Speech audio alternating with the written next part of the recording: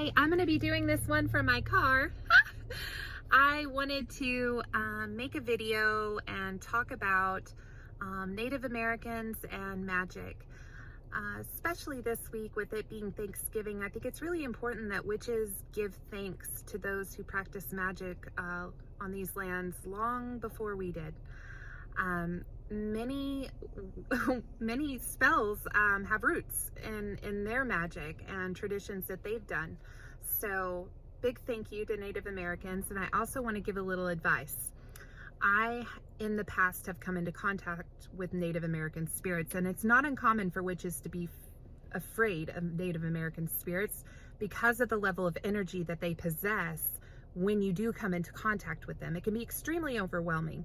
My first contact with a Native American spirit was baffling to me because I felt like I was in contact with him, but I also felt familiar contacts within him.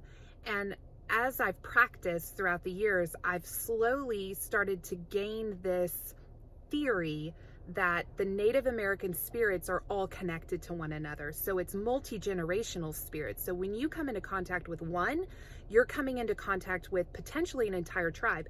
And given enough energy, if the spirit has it, I believe that they can project not just their tribe's energy that they lived in, but potentially derive energy from past generational tribes.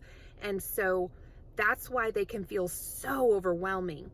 I had an experience where I wanted to conduct a spell at a national park, which is often inspirational for us witches. You know, it's beautiful lands and so much earth to work with, but I want to make this video as a note of caution.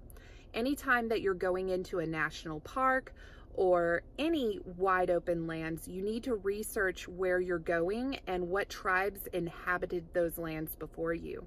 I was prepared in the event that I would come into contact with the Native American. So what had happened was I went inside of this cave that was part of this national park to explore the possibility of a spell that I had learned of that could be done in a cave to elevate the power of your tarot cards.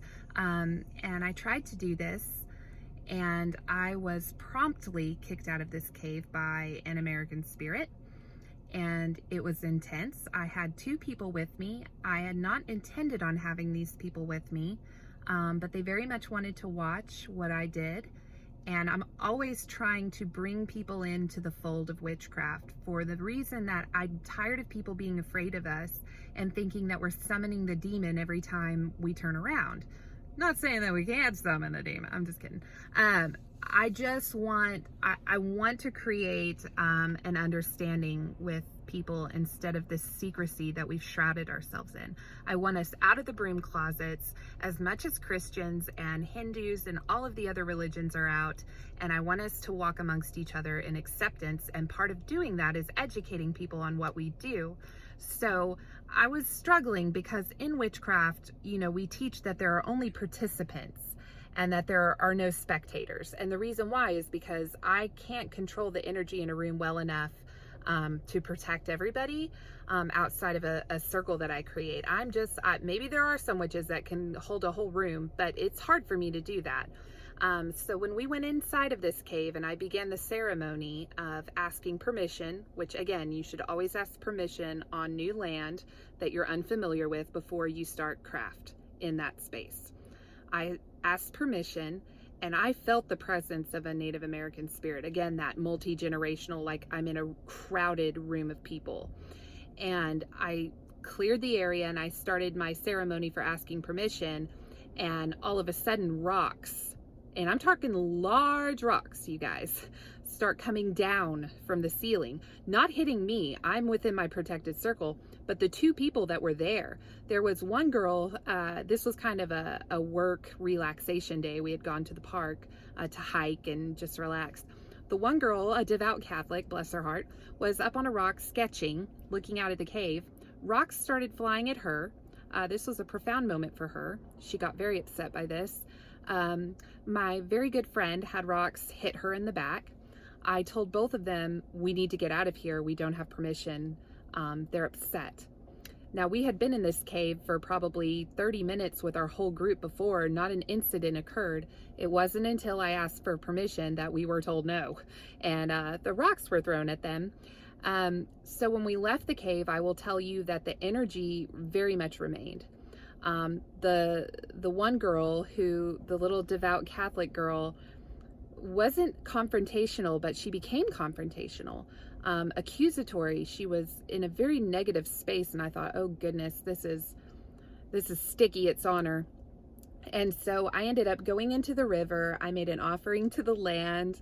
I begged for forgiveness and told them what my intention was, and that I in no way wanted to upset the energies or bring in anything into their space that would upset them or cause them any kind of grief.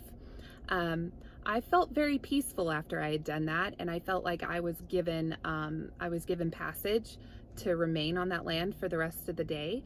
I didn't perform any witchcraft. I just enjoyed the land, and I felt like I just really wanted to share this with people, because I want them to constantly keep in the back of their mind that any land you're walking on could be Native American land, and we need to be respectful of that as witches. And just adhere to whatever rules they have set in those places, and whatever their comfortable space is that they've created. We need to keep it that way for them, because it is the least that we can do. Okay, that's all. Thanks.